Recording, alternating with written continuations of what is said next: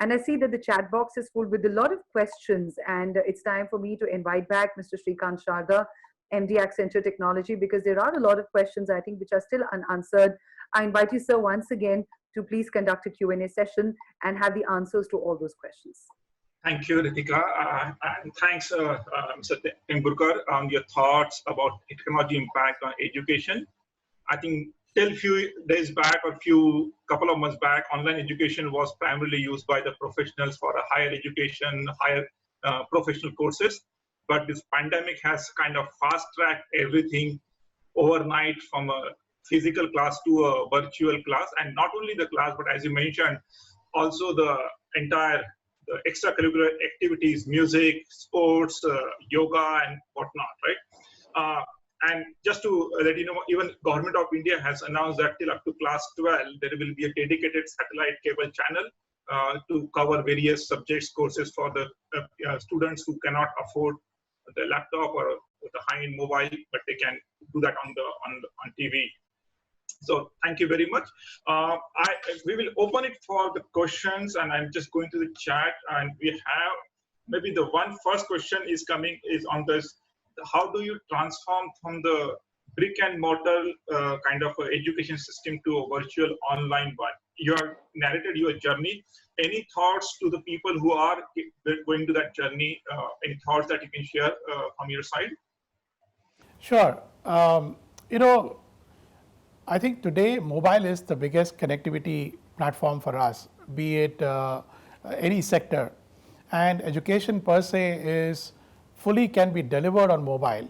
It's just that mobile has been seen as a communication device and has not been seen as a mission critical device. But today it has become a mission critical device. So we see that there is going to be a lot of opportunities, particularly products and services, edtech companies are going to see a new niche for offering sort of the touch component, the virtual touch components for between students and parents and the teachers. And this will basically create new opportunities to create the ecosystems, what is available on the social space. And that's why I said I won't be surprised. I was talking to a few people in Facebook a few days back, and they were talking about, how do we really take this social platform and make it more meaningful rather than just use it for the social space. So I think the technology exists on a mobile. You don't really have to go and make large investments, though of course schools who are brick and mortar schools can typically start looking at some freeware tools for video conferencing and start using it.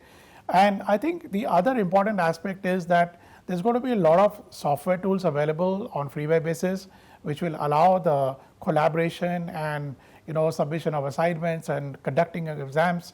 For example, we are currently in the process of implementing a fully AI monitored exam tool, which will allow us to conduct exams anywhere in the world with full encryption capabilities and also monitoring the students. In fact, the solutions are available in India. I mean, today banks are using these proctored solutions. So are some public service commissions. So there is a dearth of solutions already available in the market.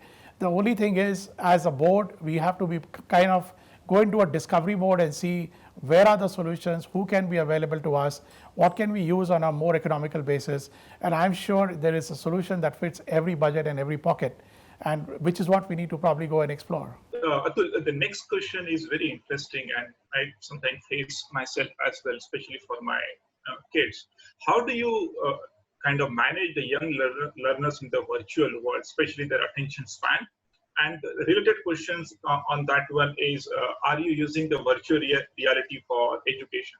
Right, so let me answer the second part first, which is very easy. So yes, we have a virtual classroom that we have set up based on the technologies such as Zoom. And we had actually set it up much earlier, about 2 years back, and we were using it in a very limited way, but then we kind of expanded given the opportunity that we had for pandemic. So we expanded immediately across all the schools. And today I'm proud to say that more than 15,000 students are already using it daily on a live classroom basis. There are some schools where they're unable to do live classrooms, so they switch on to sort of learning or LMS systems, allowing students to kind of take assignments and submit it. So there is a full ecosystem. We have our own software company based out of India. We do all our backend systems or all our legacy systems are done in-house. So we are able to kind of move with a very great speed in order to adapt to the changing atmosphere without waiting for new products to emerge. Coming to the first question, yes, I think there is an interesting aspect that one of our speakers said earlier about mental health. And mental health is also becoming extremely critical with regards to students. So what we have observed is that typically the activity-based programs for young learners, I would say between 3 to 6 years, happens to be a bit more restricted. It doesn't really happen for those 3 to 4 hours. It can be limited, but it's also kind of parent administered. So it's not like child is sitting alone in the house. But what I'm surprised to see is, recently there was an online play that was done by some students in Singapore, and I was surprised to hear one of the 6-year-olds actually, rejecting the parents to help her out to connect to Zoom and participate in the play and act her out, because she said, I'm already using it in my school, so I don't really need to be taught how to use the Zoom buttons and where to switch on and where to switch off. I can do it myself. So kids, as you know, have been a great adopter of technologies.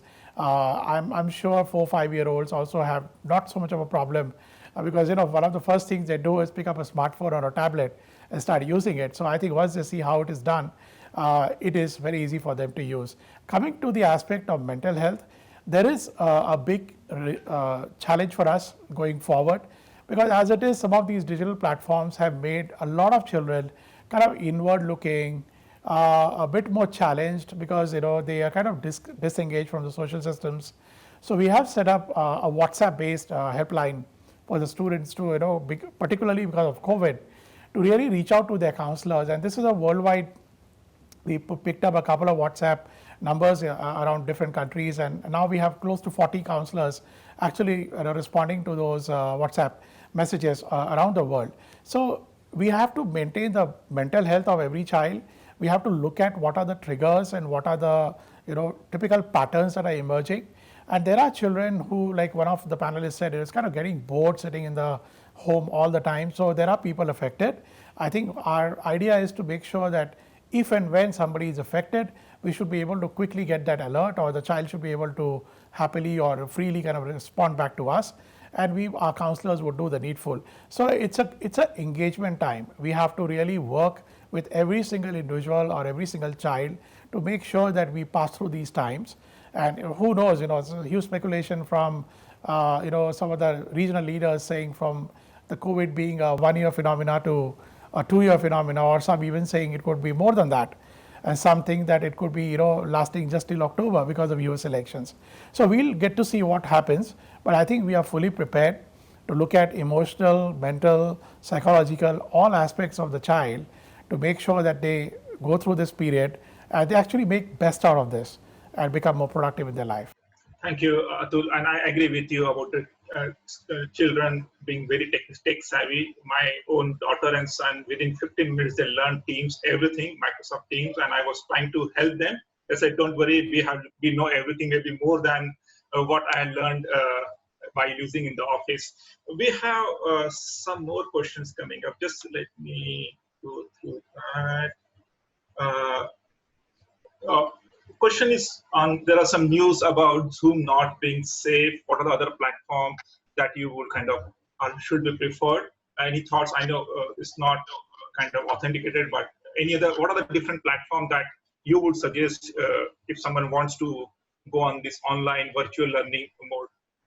Yeah, I think these solutions which are already available are in public domain. You have Google video chat solutions, you have the WebEx solutions, and we have been users of WebEx for many years.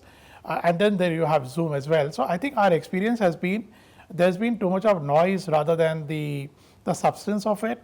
And I think where people actually kind of had a problem with Zoom, including one of the government schools, actually teachers had a problem where you had some strangers kind of Zoom in. The problem was that the links were kind of forwarded by students to different people, and these were pure links without any passwords. So I come from a technology background. I used to be with IBM Singapore, so I do understand many of these cyber issues and security risks. So when we deployed it, we actually deployed with the passwords. We had links sent out, our passwords and meeting IDs change because they're all integrated. Our Zooms are integrated with the ERP that we have, so it's much easier for us to kind of change the passwords and the meeting IDs over a period of weeks. Having said that, I think all solutions are safe.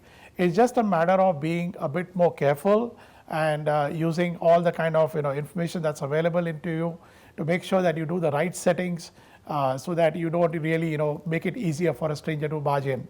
I think that's very simple, and if one follows the basic routines, it should be a pretty enjoyable experience. And thankfully, or touch wood, we've had not a single instance over the last 60 to 90 days. Thanks, Atul, and I agree with you. The online requires some specific aspect of security to make sure that it is not the people who are using online are not exposed to that one.